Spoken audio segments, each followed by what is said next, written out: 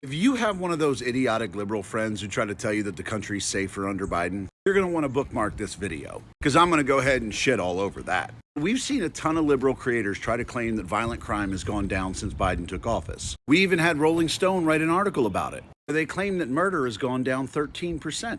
They claim a 6% overall drop in violent crime, and even a 4% drop in property crime. Now, here's the funny thing. If you were to just look at the numbers from Biden's DOJ, it would appear that they're right. Murder and violent crime have declined under Biden. However, there's a very good reason why those numbers have gone down. And that's because 2 years ago, the DOJ changed the way that local police departments report the crimes to the federal government. Whereas that reporting used to be mandatory, now it's optional. And since it's optional, only 44% of all police departments reported all their crimes. Another 24% partially participated, but 32% of all police agencies didn't report anything, to include the LAPD, the NYPD, Miami Police Department, Chicago Police Department, as well as DC and Baltimore. So if you were wondering why the DOJ's numbers don't seem to match up with what we're seeing in reality, it's because they don't. And here's the most embarrassing part. They haven't accounted for a single crime from the LAPD. They haven't accounted for a single crime from the NYPD. They haven't accounted for a single crime from Miami. They haven't accounted for a single crime from Baltimore or DC. And they haven't accounted for a single crime from Chicago.